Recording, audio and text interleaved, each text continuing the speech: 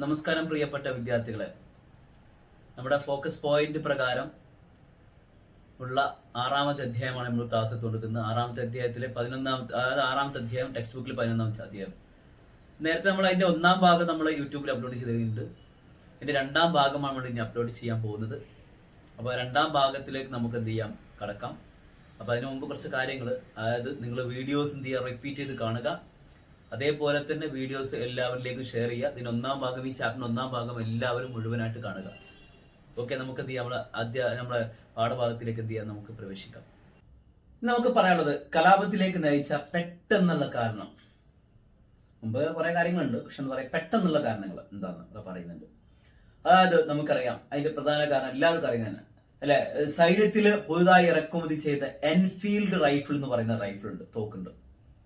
ആ തോക്കിനെ സംബന്ധിച്ച് അതിലുപയോഗിക്കുന്ന തിര പശുവിന്റെയും പന്നിയുടെയും കൊഴുപ്പ് കലർന്നതാണെന്നും അത് കടിക്കുന്നത് ജാതിക്കും മതത്തിനും എതിരാണെന്നും പട്ടാളക്കാർക്കിടയിൽ എന്ത് ചെയ്യണം, ഒരു ആശയക്കുഴപ്പം ഉയർന്നവരാണ്. അത് ആ എൻഫീൽഡ് റൈഫിൾ ഉപയോഗിക്കുന്ന തിര, ആ തിര എന്ത് ചെയ്ത് കേടുവരാതിരിക്കാൻ വേണ്ടി ഒരു ക്രീസ് അടിച്ചിട്ടുണ്ട്. ക്രീസ്, ആ ക്രീസ് മീൻസ് എന്ന് പറയാ ഒരു കൊഴുപ്പുള്ള സാധനം. അതൊന്നുകിൽ എന്ന് പറയാം പശുവിന്റെ നെയ്യാന്ന് പറയുന്നത്, അല്ലെങ്കിൽ എന്ന് പറയാം മറ്റുള്ള പറയുന്നത് പന്നിയുടെ നെയ്യാന്ന് പറയുന്നത്. പശു എന്ന് പറയുന്നത് ഹിന്ദുക്കളെ സംബന്ധിച്ച് അവരുടെ മതപരമായ വികാരമാണ്. അതേപോലെ പന്നി എന്ന് പറയുന്നത് മുസ്ലിംസിനെ സംബന്ധിച്ച് അവരുടെ മതത്തിൽ എതിർക്കുന്ന സംഭവമാണ്. പന്നിയുടെ ഭക്ഷിക്കാൻ, പന്നിയെ തൊടുന്ന പോലും അല്ലെ എന്താ പറയുക, എതിർക്കുന്നതാണ്. അപ്പൊ സ്വാഭാവികമാണെന്ന് പറയാം, ഇത് ഈ ഒരു എന്താ പറയുക വിവാദം അവിടെ ഉണ്ടാവണം. അപ്പോ ഈ തങ്ങളുടെ മതവിശ്വാസത്തെ മനഃപൂർവ്വം ബ്രിട്ടീഷുകാർ തകർക്കാൻ ആയിട്ടാണ് ഇത്തരം ഒരു തിര കൊണ്ടുവന്നു എന്നത് എന്താ പറയാ, സ്വാഭാവികമായിട്ട് എന്താ പറയാ, ആര് വിശ്വസിക്കണം, ഇന്ത്യയിലെ പട്ടാളക്കാർ വിശ്വസിക്കണം. കാരണം വിശ്വസിക്കാൻ കാരണങ്ങളുണ്ട്, ഒരുപാട് കാര്യങ്ങളുണ്ട്, ബ്രിട്ടീഷർ ചെയ്തു കൂട്ടിയ ഒരുപാട് കാര്യങ്ങൾ. അപ്പൊ സ്വാഭാവികമായിട്ടും ഇത് സത്യമാണെന്ന് വിശ്വസിക്കണം. പക്ഷെ എന്താ പറയാ, മുസ്ലിങ്ങൾക്ക് എന്ന് പറയാ പന്നി ഹറാമാണ്. പിന്നെ ഹിന്ദുക്കളെ സംബന്ധിച്ച് എന്താ പറയാ, പശു എന്ന് പറയുന്നതാണ് അവർക്ക് ദൈവമാണ്. അപ്പോ ഇത് ബോധപൂർവ്വം ചെയ്താന്നൊരു ക്യാമ്പിൽ അങ്ങോട്ട് സ്പ്രെഡ് ചെയ്യണം ഒന്നായിട്ട്. പക്ഷെ ബ്രിട്ടീഷർ പലകുറി ആവർത്തിച്ച് പറഞ്ഞു അതല്ല, അല്ല എന്ന് പറഞ്ഞ് മനസ്സിലാക്കാൻ ശ്രമിച്ചെങ്കിലും ആ മനസ്സിലാക്കാൻ ശ്രമിച്ച കാര്യമൊന്നും വിജയിക്കാൻ സാധിച്ചില്ല. അപ്പൊ ഇതാണ് ശരിക്കും പറഞ്ഞാൽ കലാപത്തിന്റെ പെട്ടെന്നുള്ള കാരണമായിട്ട് പറയുക ഈ ഒരു റൂമർ ഇത് ഞാൻ കാട്ടുതീ പോലെ അങ്ങോട്ട് പരക്കണം. അപ്പൊ ഈ റൂമർ എന്താന്ന് നമുക്ക് വിശദീകരിക്കാം. ഈ റൂമറിലേക്ക് എത്താനുള്ള കാരണം എന്താണെന്നുള്ളത്.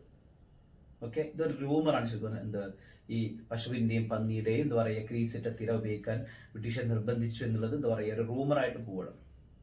അപ്പൊ അതിനുള്ള കാരണം എന്താ നമുക്ക് പറയാം. ഓക്കെ, അഭ്യൂഹ പ്രചാരണ കാരണം പറയുന്നു. എന്തുകൊണ്ടാണ് അഭ്യൂഹം പ്രചരിക്കാൻ, അല്ലെങ്കിൽ എന്താ പറയാ പശുവിന്റെയും പന്നിയുടെയും എന്താ പറയാ കൊഴുപ്പുള്ള തിര, ഈ സംഭവം എങ്ങനെ പ്രചരിക്കാൻ കാരണം? അതിന്റെ ഒരു സംഭവം പറയുന്നത്, കഥ പറയുന്നതിൽ എന്താണ് കഥ.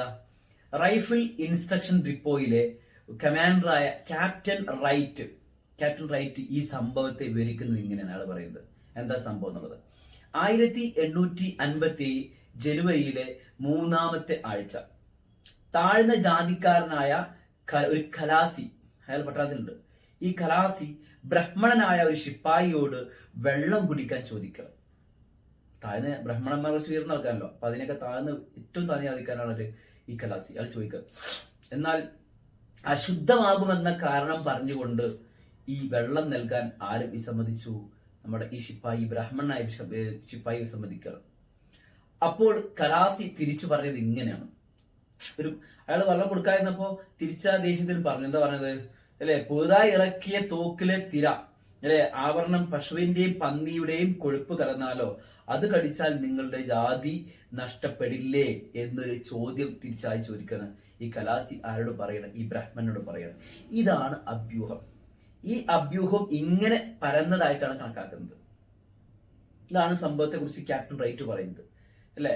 മാത്രല്ല എന്ന് പറയാ, ഇന്ത്യയിലെ ഹിന്ദുക്കളെയും മുസ്ലിങ്ങളെയും ക്രിസ്ത്യാനികളാക്കാനുള്ള ശ്രമമായിട്ടും അവർ എന്ത് ചെയ്യണം, ഈ സംഭവത്തെ കാണണം.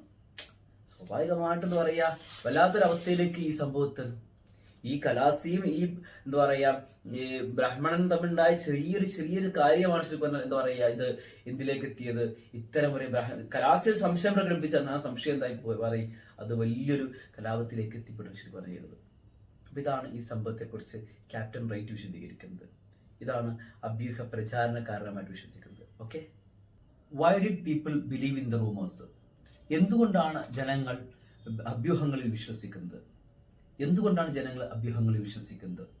വളരെ പ്രസക്തമായ ഒരു ചോദ്യമാണത്, അല്ലെ? ഇവിടെ പറയുന്നുണ്ട് 1820 മുതൽ ബ്രിട്ടീഷ് ഇന്ത്യൻ ഗവൺമെന്റ് പിന്തുടരുന്ന നയങ്ങളും പശ്ചാത്തലത്തിലാണ് ഇത്തരം അഭ്യൂഹങ്ങൾ പ്രസക്തമാകുന്നത്. 1820 ശേഷം ഇന്ത്യയിൽ ബ്രിട്ടീഷുകാർ കൊണ്ടുവന്ന ചില പരിഷ്കരണ നടപടികൾ സ്വാഭാവികമായിട്ടും ഇത്തരം അഭ്യൂഹങ്ങൾ, എന്തൊരു അഭ്യൂഹവും ബ്രിട്ടീഷുകാർക്ക് എഗെയിൻസ്റ്റ് ആയി വന്നു കഴിഞ്ഞാൽ അത് വിശ്വസിക്കാവുന്ന തരത്തിലേക്ക് മാറിപ്പോവാണ്. ഇവിടെ പറയുന്ന അതിന്റെ കാരണം എന്താണ്? 1828 മുതൽ 1835 വരെ ഇന്ത്യയിലെ ഗവർണർ ജനറൽ ആയിട്ടുള്ള വില്യം ബെന്റിക് പ്രഭു, അല്ലെ, അദ്ദേഹം എന്ത് ചെയ്യണം? ഇന്ത്യയിലെ അന്ധവിശ്വാസങ്ങളെയും അനാചാരങ്ങളെയും ഉന്മൂലനം ചെയ്യാനായിട്ട് അദ്ദേഹം ചില സാമൂഹിക പരിഷ്കരണ പരിപാടികൾ ആരംഭിക്കണം, അല്ലെ? അതായത് അന്ധവിശ്വാസങ്ങളെയും അനാചാരങ്ങളെയും ഉന്മൂലനം ചെയ്യുക എന്ന ഉദ്ദേശത്തോടു കൂടി ഇന്ത്യയിലെ പുരോഗമനവാദികളുടെയും സാമൂഹിക പരിഷ്കർത്താക്കളുടെയും സഹായം അദ്ദേഹം തേടണം. അതിന്റെ ഭാഗമായിക്കൊണ്ട് നമുക്ക് എല്ലാവർക്കും സതി നിരോധിച്ചതും ശൈശവവിവാഹം നിർത്തലാക്കിയതും ഈ വിധവാ വിവാഹത്തിന് നിയമസാധ്യത കൽപ്പിച്ചതൊക്കെ ഈ വില്യം ബെന്റിക് പ്രഭുവിന്റെ ശ്രമഫലമായി നമുക്ക് എല്ലാവർക്കും മനസ്സിലാക്കാൻ പറ്റും. രാജാറാം മോഹൻ റോയെ കുറിച്ച് പഠിച്ചിട്ട് നമ്മൾ ഇന്ത്യൻ സാമൂഹ്യ പരിഷ്കർത്താവിന്റെ നേതാവാണ് ശരിക്കും, ഇന്ത്യൻ സാമൂഹ്യ പരിഷ്കർത്താവിലെ ഏറ്റവും പ്രധാനപ്പെട്ട നേതാവാണ് ശരിക്കും ആര് നമ്മുടെ രാജാറാം മോഹൻ റോയ് എന്ന് പറഞ്ഞാൽ ആധുനിക ഇന്ത്യയുടെ പിതാവ് എന്ന് വിശേഷിപ്പിക്കാൻ പറ്റും. അപ്പൊ ഇദ്ദേഹം സ്വാഭാവികമാണെന്ന് പറയും ഇത്തരത്തിൽ 1828 മുതൽ 1835 വരെ ഇന്ത്യയിലെത്തിയ ഗവർണർ ജനറൽ വില്യം ബെന്റിക് പ്രഭുവിന്റെ ചില പ്രവർത്തനങ്ങൾ. പിന്നെ മാത്രമല്ല എന്ന് പറയാ, ഇന്ത്യയിൽ ബ്രിട്ടീഷുകാർ കൊണ്ടുവന്ന ചില കാര്യങ്ങളുണ്ട്. എന്താണ്? എന്താ പറയാ, അവര് ദത്തവകാശ നിരോധന നിയമം കൊണ്ടുവന്നു ഇന്ത്യയിൽ, അല്ലെ? ഈ ദത്തവകാശ നിരോധന നിയമം കൊണ്ടുവന്നതിന്റെ ഭാഗമായിക്കൊണ്ട് ഒരുപാട് കുട്ടികളില്ലാത്ത രാജ്യം അല്ലെങ്കിൽ രാജ്യം ബ്രിട്ടീഷുകാരെ സ്വന്തമാക്കും. അതാണ് ദത്തവകാശ ഡോക്ട്രിൻ ഓഫ് ലാപ്സ് എന്ന് പറയും, ദത്തവകാശ നിരോധന നിയമം, അല്ലെ? കുട്ടികളില്ലാത്ത രാജ്യം ആരെ കയ്യിലാക്കും? ബ്രിട്ടീഷുകാരുടെ കയ്യിലാവും. അപ്പൊ ആ ഒരു നിയമവും പിന്നെന്താ പറയാ, പിടിച്ചെടുത്ത പ്രദേശ നിയമങ്ങളും അതേ ഒരുപാട് ഇത്തരത്തിലുള്ള സമ്പ്രദായങ്ങളൊക്കെ സ്വാഭാവികമായിട്ടും അതൊക്കെ ബ്രിട്ടീഷുകാരോടുള്ള എതിർപ്പിനെ എന്ത് ചെയ്യണം? ആക്കം കൂട്ടണം. മാത്രമല്ല അവര് ഇവിടെ ഇന്ത്യയിൽ ക്രിസ്ത്യൻ മിഷണറിമാർ നടത്തുന്ന പ്രവർത്തനങ്ങൾ, പാശ്ചാത്യ എന്താ പറയാ രീതിയിലുള്ള അവരുടെ രീതികളിലുള്ള ചിന്താഗതികളൊക്കെ പാശ്ചാത്യ വിദ്യാഭ്യാസത്തെ പ്രോത്സാഹിപ്പിക്കുന്നത്, ഇന്ത്യക്കാരുടേതായ എല്ലാ സംഭവത്തിനെയും അവർ എതിർക്കുകയും പാശ്ചാത്യ സംഭവത്തെ അവർ പ്രോത്സാഹിപ്പിക്കുകയും ചെയ്യുന്നത്. പിന്നെ ക്രിസ്ത്യൻ മിഷണറീസിന്റെ പ്രവർത്തനങ്ങൾ, ഇതൊക്കെ സ്വാഭാവികമായിട്ടും സാധാരണക്കാരായ ഇന്ത്യക്കാരുള്ളിൽ എന്താകണം? ചെറിയ സംശയങ്ങൾ ഉണ്ടാക്കണം, അല്ലെ? അവർക്കുള്ളിൽ തോന്നുന്നു എന്താണ്? അല്ലെ, ഇതൊക്കെ എന്താണ്? ഇന്ത്യക്കാർക്ക് തങ്ങളുടെ പ്രിയപ്പെട്ടതെല്ലാം എന്നേക്കുമായി നഷ്ടപ്പെടുമെന്ന ഒരു ചിന്താഗതി ആർക്കിടയിൽ ഉണ്ടാവണം? ഇന്ത്യയിലെ ജനങ്ങൾക്ക് ഉണ്ടാവണം. അപ്പൊ സ്വാഭാവികമായിട്ടും ഈ പ്രവർത്തനങ്ങളൊക്കെ ജനങ്ങളുടെ എതിർപ്പിന് എന്ത് ചെയ്തു? ആക്കം കൂട്ടണം. ആർക്കെതിരെയുള്ള? ബ്രിട്ടീഷുകാർക്കുള്ള, അല്ലെ? ഇത്തരത്തിലുള്ള അനിശ്ചിതമായ അവസ്ഥയിൽ നിന്നാണ്, ഇത്തരത്തിലുള്ള ബ്രിട്ടീഷുകാരുടെ പ്രവർത്തനത്തിലെ അനിശ്ചിതമായ അവസ്ഥയിൽ നിന്നാണ് ഇത്തരം അഭ്യൂഹങ്ങളിൽ ആര് വിശ്വസിക്കാനുള്ള കാരണം, ജനങ്ങൾ വിശ്വസിക്കാനുള്ള കാരണമായിട്ട് സൂചിപ്പിക്കുന്നത്. അപ്പോൾ വെറുതെ അങ്ങ് വിശ്വസിക്കല്ല. അപ്പോൾ 1820 മുതലേ ഇന്ത്യ നടപ്പാക്കിയ പരിഷ്കാരങ്ങളുടെ ഭാഗമായിക്കൊണ്ട് ബ്രിട്ടീഷുകാർ കൊണ്ടുവന്ന ഓരോ നയങ്ങളും ഓരോ പോളിസീസും സ്വാഭാവികമാണെന്ന് പറയുക, അത് എഗെയിൻസ്റ്റ് ആയിട്ട് ബ്രിട്ടീഷ് ഇന്ത്യക്കാരുടെ മതവിശ്വാസങ്ങളൊക്കെ വ്രണപ്പെടുത്തുന്ന, അവരുടെ ആചാര സംഹിതയെ വ്രണപ്പെടുത്തുന്ന തരത്തിലുള്ളതായിരുന്നു. അപ്പോൾ സ്വാഭാവികമായിട്ടും അത്തരത്തിലുള്ള പ്രവർത്തനങ്ങൾ തന്നെയാണ് ഇത്തരം അഭ്യൂഹങ്ങളെല്ലാം ഈ സാധാരണ ജനങ്ങൾ വിശ്വസിക്കാനുള്ള കാരണമായിട്ട് ചരിത്രകാരന്മാർ ചൂണ്ടിക്കാണിക്കുന്നത്. ഓക്കെ, 1887 കലാപത്തിലെ സ്ഥിരാകേന്ദ്രമാണ് ശരിക്കും ഔദ്. ഇവിടെ പറയുന്നുണ്ട് ഔദ് എന്ന് പറയുന്ന സ്ഥലത്തെ കലാപം, ഔദിലെ കലാപം. എന്തുകൊണ്ടാണ് ഔദിൽ അപ്പൊ ഇതൊരു ഇന്ത്യൻ സ്വാതന്ത്ര്യ അല്ലെങ്കിൽ 1887 കലാപത്തിലെ ഒരു അടിസ്ഥാന കാരണമാണ് ഈ ഔദിലെ കലാപം. വളരെ പ്രധാനമാണ് ഈ ഔദിലെ കലാപം. എന്തുകൊണ്ടാണ് ഇവിടെ ഔദിനെ എന്താ പറയുക വിശേഷിപ്പിക്കുന്നത്? കലാപത്തിന്റെ സ്ഥിരാകേന്ദ്രമായിരുന്ന ഔദ് 1848 മുതൽ 1856 വരെ ഇന്ത്യയിലെ ഗവർണർ ജനറൽ ആയിരുന്ന ഡൽഹൌസി പ്രഭു നടപ്പാക്കിയ സൈനിക സഹായ വ്യവസ്ഥ നടപ്പാക്കിക്കൊണ്ട് 1856 അല്ലെ ഔദിനെ ബ്രിട്ടീഷ് സാമ്രാജ്യത്തിന്റെ കീഴിൽ കൂട്ടിച്ചേർക്കണം. അപ്പൊ അദ്ദേഹം ഈ ബ്രിട്ടീഷ് സാമ്രാജ്യത്തിന് കൂടെ കൂട്ടിച്ചേർത്ത സമയത്ത് അദ്ദേഹം പറയുന്ന നമ്മുടെ വീഴാൻ പോകുന്ന ചെറി എന്നാണ് ഇതിനെ വിശേഷിപ്പിച്ചത്. ചെറിപ്പഴം അതാണ് ഔദ് എന്നാണ് വിശേഷിപ്പിച്ചത്. അപ്പൊ 1856 നടപ്പാക്കിയ സൈനിക സഹായ വ്യവസ്ഥ, സബ്സിഡിയറി അലയൻസ് എന്ന് പറയും. ഈ സൈനിക സഹായ വ്യവസ്ഥയിലൂടെയാണ് ഔദ് എന്ന് പറയുന്ന സ്ഥലത്ത്, ഔദ് പോലത്തെ ഒരുപാട് സ്ഥലങ്ങളുണ്ട്, ഒരുപാട് സ്ഥലങ്ങളെ സൈനിക സഹായ വ്യവസ്ഥയിലൂടെ എന്ത് ചെയ്യണം? ബ്രിട്ടീഷുകാർ എന്ത് ചെയ്യണം? തങ്ങളുടെ എന്താ പറയാ സാമ്രാജ്യത്തിന്റെ കൂടെ കൂട്ടിച്ചേർക്കണം. അപ്പൊ എന്താണ് സൈനിക സഹായ വ്യവസ്ഥ? അതെന്താ നമുക്ക് എന്ത് ചെയ്യാം? പഠിക്കാം. സൈനിക സഹായ വ്യവസ്ഥ വളരെ ഇമ്പോർട്ടൻ്റ് ആണ്. ഓക്കെ. സൈനിക സഹായ വ്യവസ്ഥ, സബ്സിഡിയറി അലയൻസ് എന്ന് പറയും. ഓരോ നാട്ടുരാജ്യവും ബ്രിട്ടീഷ് സാമ്രാജ്യത്തോട് കൂട്ടിച്ചേർക്കുക എന്ന സങ്കീർണമായ ഒരു പ്രക്രിയയുടെ പര്യവസാനമാണ് ശരിക്കും എന്ത് ഈ സബ്സിഡിയറി അലയൻസ് അല്ലെങ്കിൽ സൈനിക സഹായ വ്യവസ്ഥ. ഇത് നടപ്പാക്കിയതാണ് വെല്ലസി പ്രഭുവാണ്. 1798 മുതൽ 1805 വരെ ഇന്ത്യയിൽ നടപ്പാക്കിയ ഒരു സൈനിക ഒരു തന്ത്രമാണ്, ഒരു കുതന്ത്രമാണ് ശരിക്കും എന്ത് സൈനിക സഹായ വ്യവസ്ഥ. ഇതിന്റെ വ്യവസ്ഥകൾ പറയുന്നുണ്ട്. എന്തൊക്കെയാണ് ഈ സൈനിക സഹായ വ്യവസ്ഥ? ബ്രിട്ടീഷർ എങ്ങനെ പറഞ്ഞിട്ടാണ് ഈ കരാറിൽ എന്താ പറയുക നാട്ടുരാജ്യങ്ങളെ കരാറിൽ ഒപ്പിടിപ്പിക്കുന്നത് എങ്ങനെയാണെന്ന് ശ്രദ്ധിച്ചോ. ഇവിടെ ആദ്യം പറയുന്നത് വളരെ ഇമ്പോർട്ടൻ്റ് ആണ് സൈനിക സഹായ വ്യവസ്ഥ എന്താണെന്നുള്ളത്. പരീക്ഷയ്ക്ക് പലപ്പോഴും ചോദിച്ചൊരു ക്വസ്റ്റ്യനും കൂടിയാണ്. സൈനിക സഹായ വ്യവസ്ഥയിൽ പറയുന്നുണ്ട്, ഈ വ്യവസ്ഥയിൽ ഏർപ്പെടുന്ന നാട്ടുരാജ്യത്തിലെ ഭരണാധികാരി തന്റെ രാജ്യത്ത് കമ്പനിയുടെ ഒരു സ്ഥിര സൈന്യത്തെ നിലനിർത്താൻ അനുമതി കൊടുക്കണം.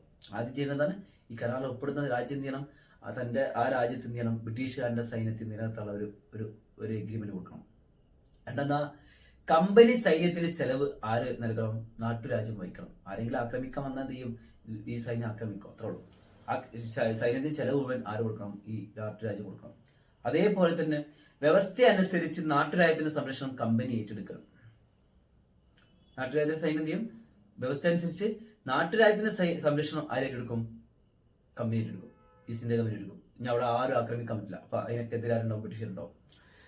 പിന്നെ വ്യവസ്ഥയിൽ ഒപ്പുവെക്കുന്ന നാട്ടുരാജ്യം മറ്റു നാട്ടുരാജ്യങ്ങളുമായി സഖ്യമോ കരാറോ ഉണ്ടാക്കാൻ പാടുള്ളതല്ല. ഉണ്ടാക്കുന്നുണ്ടെങ്കിൽ കമ്പനി ഗവൺമെന്റ് അനുമതി വാങ്ങണം. ഇല്ലാതെ ട്രാപ്പാണത്, മനസ്സിലാവട്ടോ.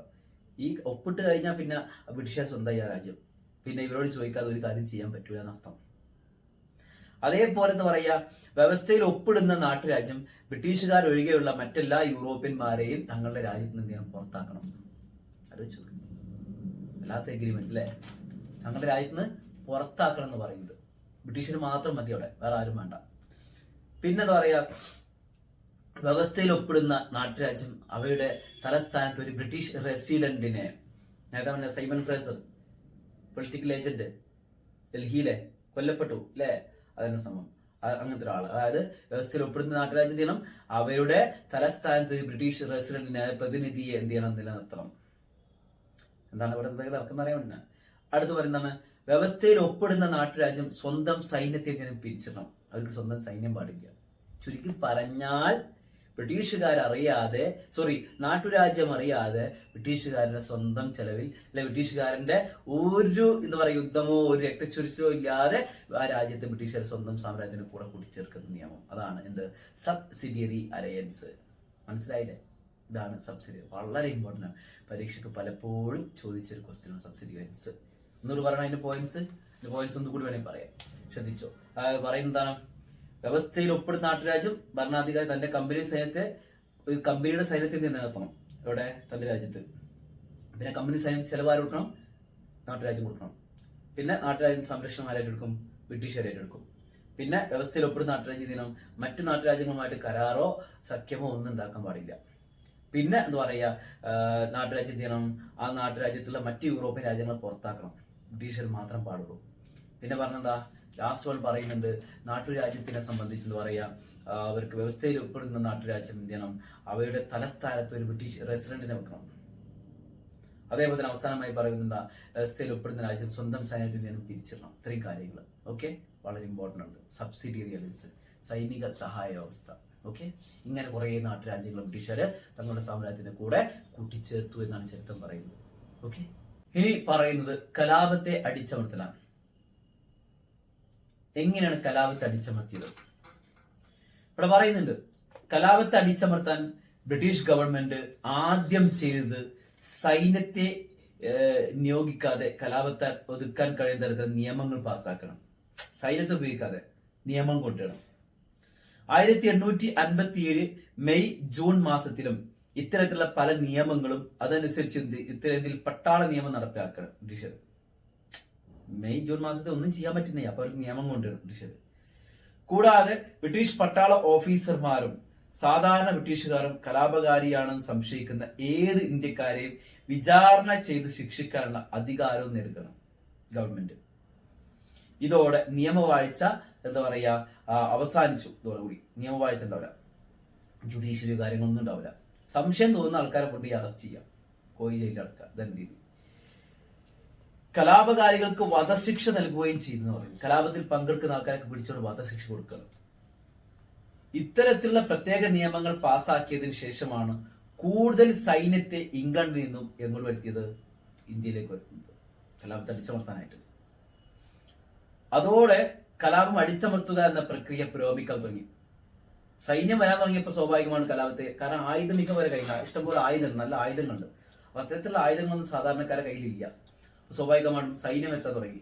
ഒരു ദ്വിമുഖ ആക്രമണത്തിനാണ് ഗവൺമെന്റ് ഈ ഊന്നൽ നൽകിയത്. വളരെ പ്രധാനപ്പെട്ട ഒരു ദ്വിമുഖ, 2 തരത്തിലുള്ള ആക്രമണം.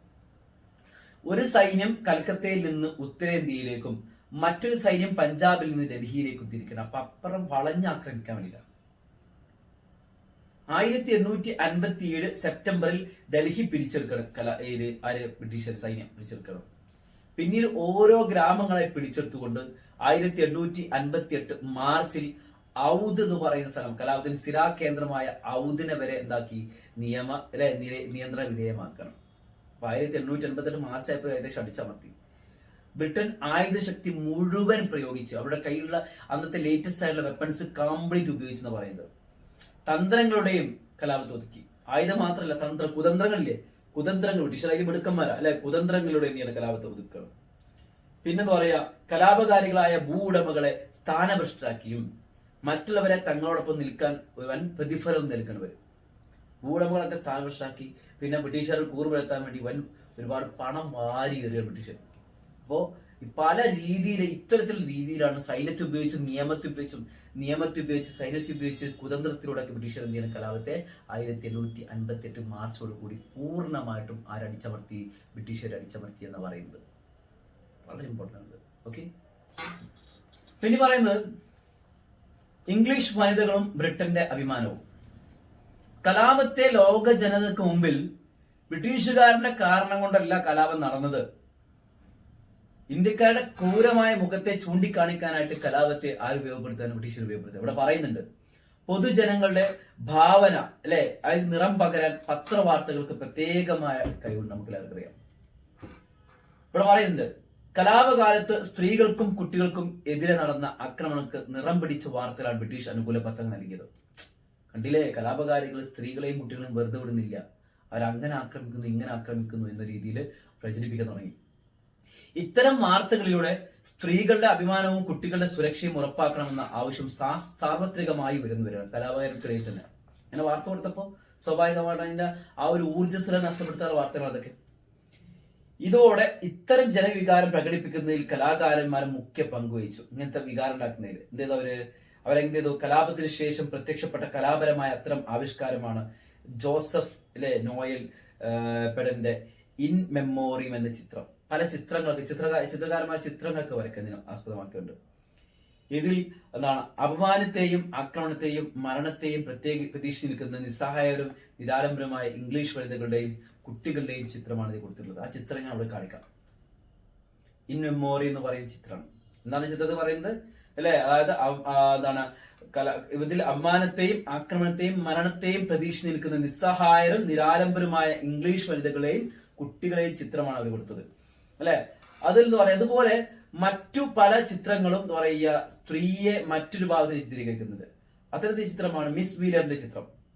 ഇതിൽ കലാപകാരികൾ നേരിടുന്ന ധീര വനിതയായിട്ടാണ് അവർ ചിത്രീകരിച്ചത് മിസ് വീലറിന്റെ. കൂടാതെ അതിൽ ക്രൂരന്മാരായ 4 പുരുഷന്മാർ തോക്കും വാളും ഉപയോഗിച്ച് ഒരു സ്ത്രീയെ ആക്രമിക്കുന്നു. കൂടാതെ അവിടെ നിന്ന് നിലത്ത് ഒരു ബൈബിൾ വീണ് കിടക്കുന്നു. ഈ ചിത്രം മതപരമായ സൂചന നൽകുന്നുണ്ട്. ഒരുപാട് അങ്ങനത്തെ ഒരുപാട് എന്താ പറയുക, കലാപകാരികൾക്കെതിരെ എഗെയിൻസ്റ്റ് ആയിട്ട് ബ്രിട്ടീഷുകാർ അവരുടെ പ്രവർത്തനം ന്യായീകരിച്ചു കൊടുത്തിരുന്ന ചിത്രങ്ങളാണ് കൊടുക്കുന്നത്. തന്റെ ജീവനും അഭിമാനവും സംരക്ഷിക്കാൻ പൊരുന്ന സ്ത്രീ ക്രിസ്തുമതത്തിന്റെ അഭിമാന സ്തംഭമാണെന്ന ധ്വനിയിൽ ഈ ചിത്രം സൂചിപ്പിക്കുന്നുണ്ട്. അപ്പോൾ അത്തരത്തിൽ ഒരുപാട് ചിത്രങ്ങൾ പ്രചരിപ്പിക്കുന്നുണ്ട്. ചിത്രങ്ങൾ കാണിക്കാം. ബ്രിട്ടീഷ് പത്രങ്ങൾ പ്രസിദ്ധീകരിച്ച ഈ ചിത്രങ്ങൾ കലാപത്തെക്കുറിച്ച് ഒരു ധാരണ നൽകുക ജനങ്ങൾക്ക് എല്ലാവർക്കും. എന്താണ് കലാപം? അപ്പോൾ ഇത് എന്താ പറയുക, ബ്രിട്ടീഷുകാർക്കെതിരെ വെറുതെ ഉണ്ടായ കലാപമാണെന്ന് ബ്രിട്ടീഷുകാരനെ പറഞ്ഞ് പ്രചരിപ്പിക്കുക ചുരുക്കി പറഞ്ഞു. ഓക്കെ, അതേപോലെ ഈ ചാപ്റ്ററിന്റെ അവസാനത്തെ കാര്യം പറയുന്നത് ദേശീയ വാങ്മയ ചിത്രങ്ങൾ. ദേശീയ വാങ്മയ ചിത്രങ്ങളെ കുറിച്ച് പറയാം. അതായത് 20-ാം നൂറ്റാണ്ടിലെ ഇന്ത്യൻ സ്വാതന്ത്ര്യ സമരം പ്രചോദനം ഉൾക്കൊണ്ടത് 1857 കലാപത്തിൽ നിന്നാണ്. അപ്പൊ ഈ 1887 കലാപമാണ് ശരിക്കും പറഞ്ഞാൽ ഈ ഇന്ത്യൻ സ്വാതന്ത്ര്യ സമരത്തിന് വളരെയധികം പ്രചോദനം നൽകിയ ഒന്നായിട്ട് കണക്കാക്കപ്പെടുന്നത്.